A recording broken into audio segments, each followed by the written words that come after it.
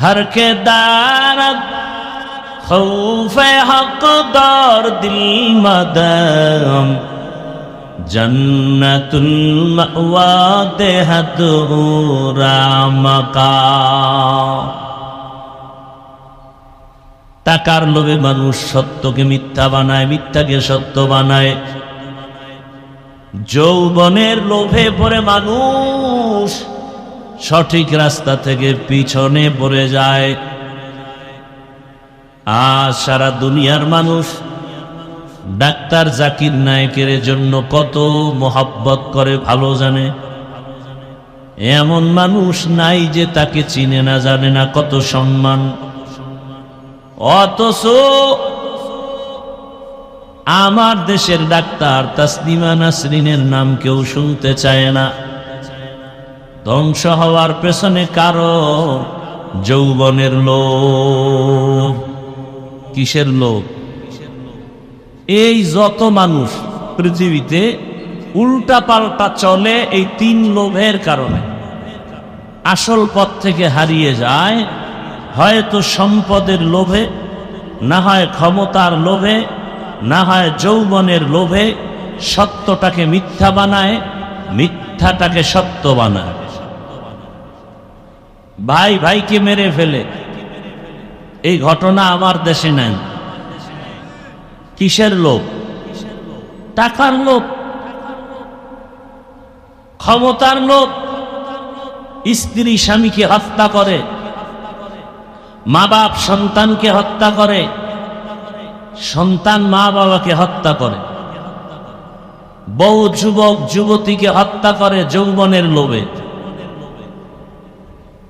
শেষ পর্যন্ত জেলখানায় যায়, পরিণামে ফাঁসি হয়ে মরে যায়। আমও গেল, সালাও গেল। আমি যে আয়াতের তর্জমাটা করেছি, আল্লাহর কাছে পশুর রক্ত গোশত পৌঁছে না, আল্লাহর কাছে পৌঁছে কি? আমাদের তাকওয়া। তাকওয়া মানে ভয়। কার ভয়? আল্লাহর ভয়ের মূল কথা গুনাহ থেকে নিজেকে বাঁচায় রাখা। তাকওয়া মানে বেশি বেশি জিকির করা নয়, বেশি বেশি তেলাওয়াত করা না, নামাজ পড়া না। তাকওয়া মানি হলো গুনাহ থেকে বেঁচে থাকা। আত-তাকওয়া আল-ইহতিরাজ আনিল মাসিয়া। قال النبي صلى الله عليه وآله وسلم اتق المحارم تكن أعبد الناس। রহমতের নবী বলেন, গুনাহ থেকে নিজেকে বাঁচাও। যদি তুমি আল্লাহর নিষিদ্ধ জিনিস থেকে নিজেকে বাঁচায় চলতে পারো, দুনিয়াতেও তোমার সম্মান বেড়ে যাবে, আখিরাতের ময়দানেও সম্মান বেড়ে যাবে। তাকওয়া মানে গুনাহ থেকে নিজেকে বাঁচাও। হাত দিয়া তুমি ধরবা, তবে ধরার ক্ষেত্রেও সীমানা দেওয়া আছে। সীমানার বাইরে গিয়া হাত লাগায়ও না। আল্লাহর ভয়। চোখ দিয়া তুমি তাকায় দেখবা, দেখার মধ্যে সীমানা দেওয়া আছে, এর বাইরে তাকায় দেখিও না। আল্লাহ চোখ দিছেন, মা বাবারে তাকায় দেখো সওয়াব। দুটো চোখ দিয়ে আল্লাহর কোরআন তাকায় দেখবা সওয়াব। আল্লাহর ঘর বাইতুল্লাহ দেখবা সওয়াব। এই চোখ দিয়া কোরআন তাকায় দেখবা সওয়াব। উলামায়ে আহলে হক, যে আলেমের বয়ান শুনলে, যার কাছে বসলে আখিরাতের কথা মনে হয়, আমলের জন্য দিল তৈরি হয়, এমন আহলে হক উলামাদের চেহারা দেখবা সওয়াব।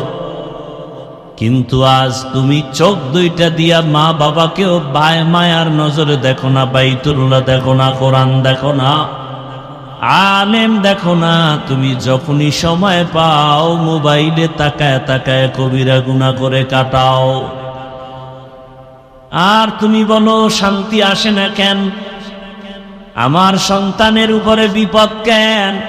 আমার ব্যবসার উপরে বিপদ কেন? ওরে বিপদ যেই পরিমাণ আসার প্রয়োজন ছিল তার 1000 কোটি ভাগের 1 ভাগও আসে নাই। নবীদের উপরে এত পরিমাণ বিপদ, আল্লাহ পরীক্ষা নিছেন পয়গম্বর ইব্রাহিম আলাইহিস সালাম। তার নমুনা বর্তমান সামনে কোরবানি আদম নবী থেকেই শুরু হয়েছে। তবে আমরা বাস্তবে যা বেশি বেশি অনুসরণ করি ইব্রাহিম নবী। বাইতুল্লাহ হাজী সাবরা হজে গিয়া মক্কায় যত আহকামাত পালন করেন 3 ব্যক্তির স্মৃতি স্মরণ করা হয়। ইব্রাহিম আলাইহিস সালাম, ইসমাঈল আলাইহিস সালাম, আম্মা জান হাজেরা আলাইহাস সালাম। আল্লাহ রাব্বুল আলামিন জমিনটা বানাবার পরে একটা ঘর বানাইলেন বাইতুল্লাহ। আল্লাহ তাআলা বাইতুল্লাহ বানানোর পর হজের এলান করার জন্য ইব্রাহিম নবীকে আদেশ দিলেন। ক্রমান্বয়ে ইব্রাহিম নবী দাওয়াত দিয়া এইবার সন্তান ইসমাইল সহ বাইতুল্লাহ নির্মাণ করেছেন। এই বাইতুল্লাহ নির্মাণ করার পর ইব্রাহিম নবী হজের এলান করেছেন। আর পয়গম্বর ইব্রাহিমের এলানে যারা লাব্বাইক বলেছে তারা হজ না করে কবরে যাবে না। এরে আল্লাহর গোলাম, ইব্রাহিম নবী চলে গেলেন, ইসমাইল নবী চলে গেলেন।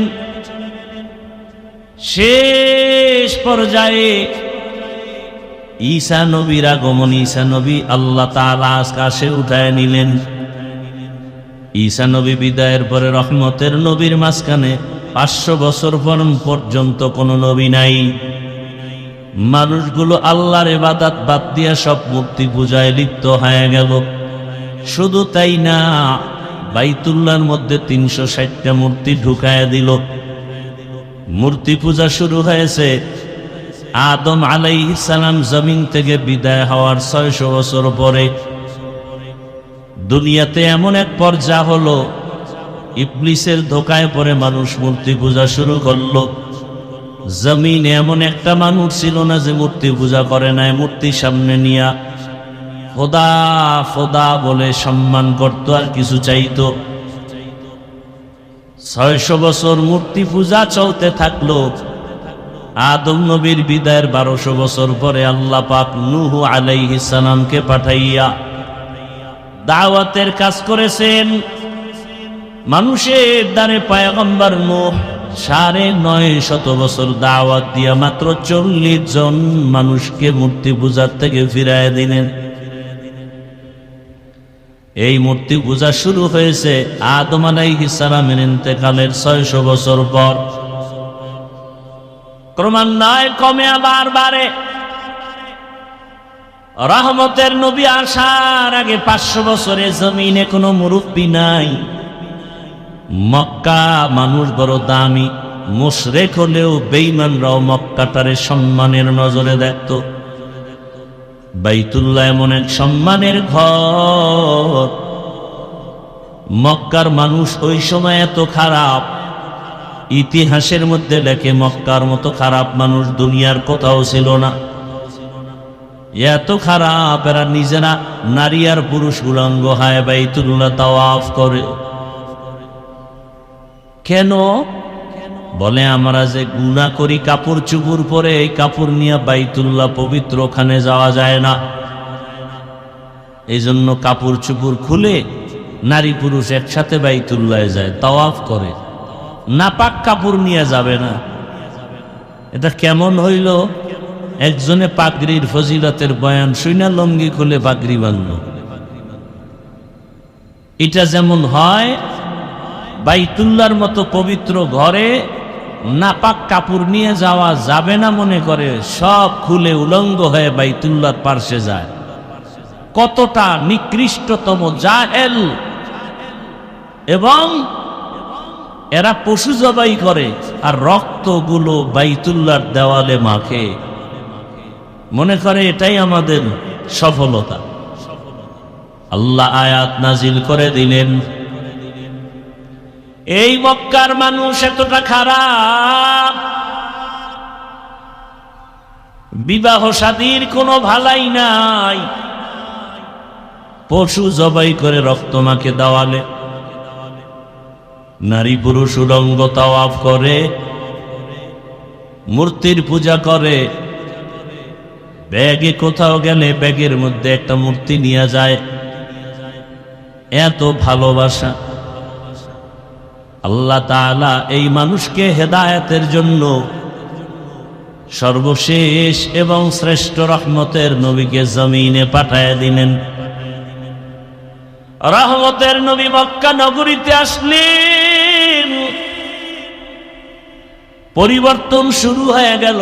1000 বছর পর্যন্ত যে অগ্নি জ্বলতেছিল পারস্যের, সে আগুন নিভে গেল অটোমেটিক। রহমতের নবী আসছেন, দুনিয়ায় রহমতের বাতাস বইতে শুরু হয়ে গেল।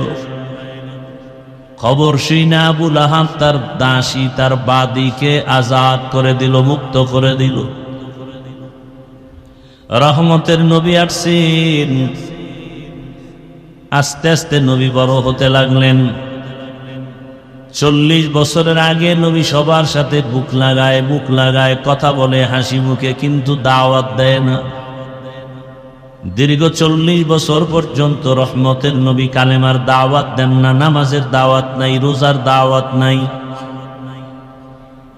নবী এই টাইমে বেশিরভাগ সময় বাইতুল্লাহর দূরে একটা পাহাড় আছে, হেরা পাহাড়,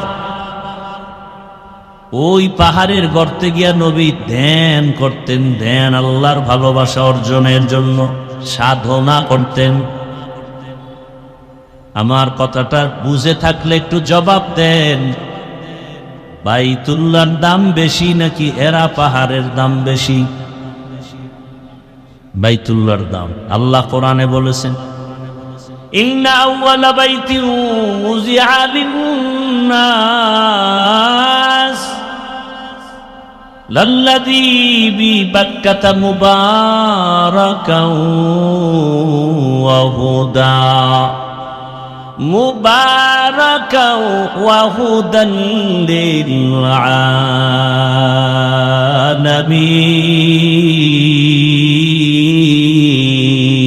লিল-আলামীন। বাখা কুরআন কালামুল্লাহ বশনো কদিমাস্তি নইনো। ভাইরা আমার, বাইতুল্লাহ এত দামি, যেই বাইতুল্লাহর দিকে প্রথম কেউ নজর দিয়া দোয়া করলেই কবুল। বাইতুল্লাহ প্রথমবার দেখে যে দোয়া পড়বে সাথে সাথে কবুল। আমার ওস্তাদ বলছে, কি দোয়া করলে তোমার জীবনটা ধন্য হবে।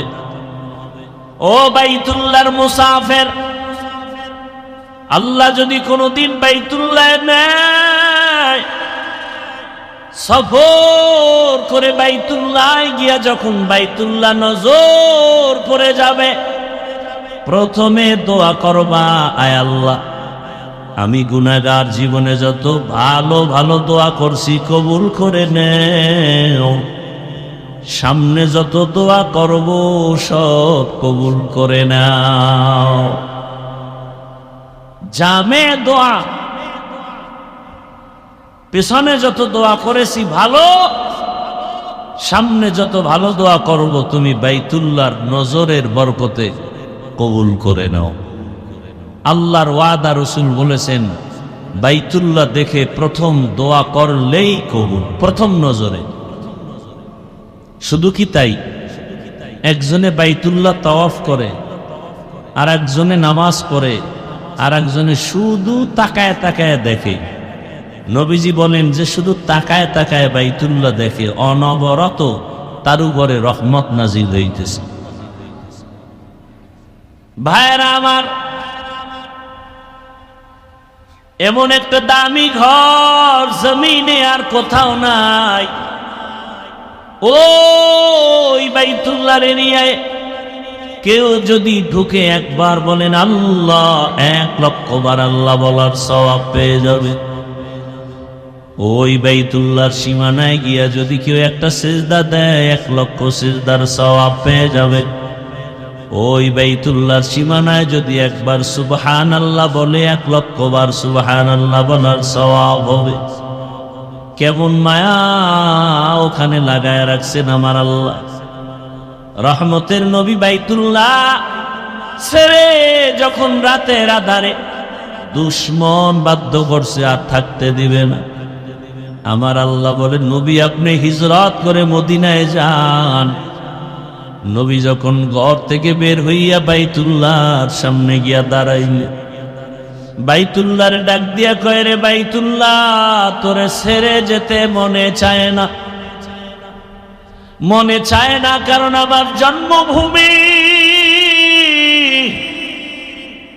কাফের মুশরিক ওই দুশমনেরা বাইতুল্লাহর দিকে ফিরিয়া নামাজ পড়তেও দেয় না।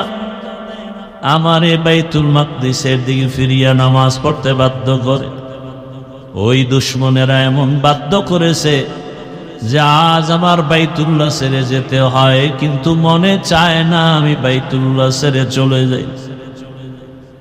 ও বাইতুল্লাহ, তোর দিকে তাকাইয়া থাকলেই তো সওয়াব।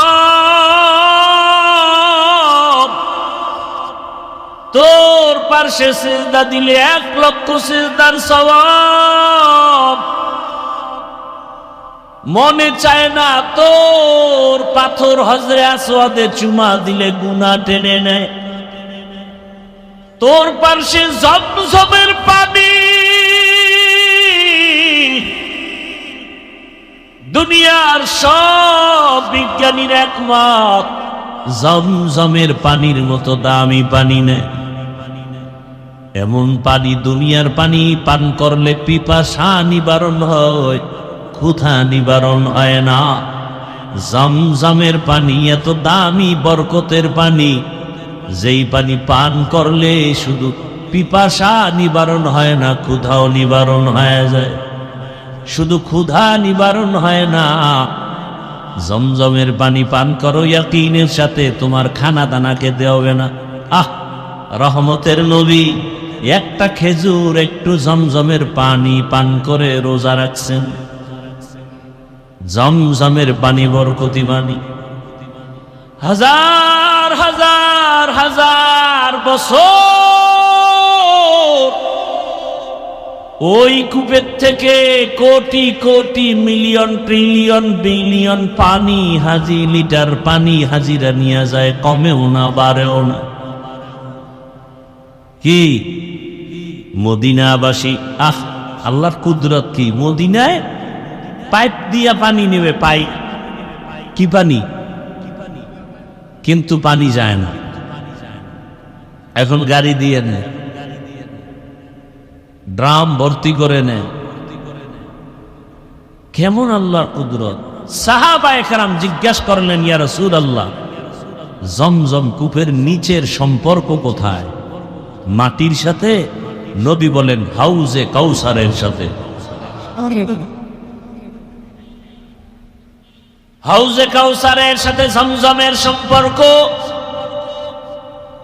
যেই হাউজে কাউসারের এক পেয়ালা পানি আমার রসুলের হাতে পান করলে আর পিপাসা থাকবে না। কিন্তু নবী বলেন এর থেকেও জমজমের পানি বড় দামি। ও বাইতুল্লাহ, মদিনায় যাইতে মনে চায় না, তোর পার্শ্বে জমজম কূপের পানি, তোর পার্শ্বেই তো মাকামে ইব্রাহিম,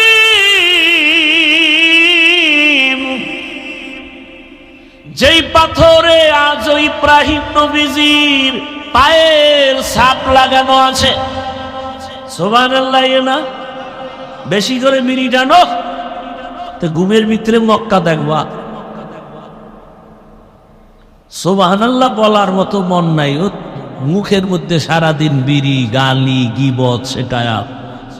একই জায়গা দিয়ে সুবহানাল্লাহ আইতে তো সময় লাগে, কতগুলো রাস্তা পার হয়ে আইতে হয়। গীবতের গেট লাগানো, মিথ্যার গেট লাগানো, এটি ধাক্কাইয়া ধক্কাইয়া সুবহানাল্লাহ বাইরে তো অনেক সময়। আর নিজেরে মহাপণ্ডিত মনে করে। আল্লাহ হেদায়াত দান করুন। ওগো নবীর উম্মতেরা,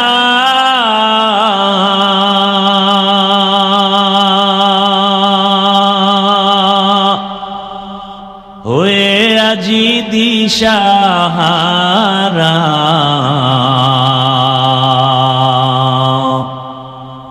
কোরআন হাদিসের চলো যখন যাহা চায় মনে,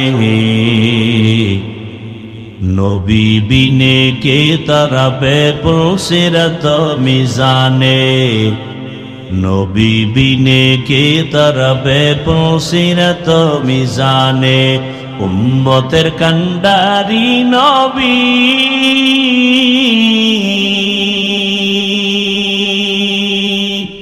কাঁদছেন উম্মতের লাগি,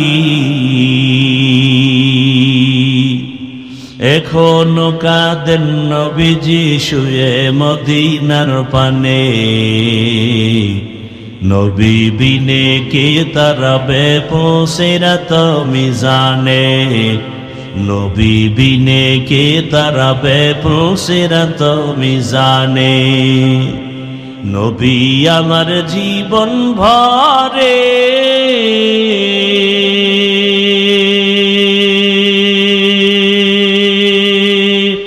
দিনের লাগি কষ্ট করে, দান দান শহীদ করিলেন উহুদেরই ময়দানে, নবী বিনে কি তরবে পুলসিরত মিজানে, নবী বিনে কি তরবে পুলসিরত মিজানে।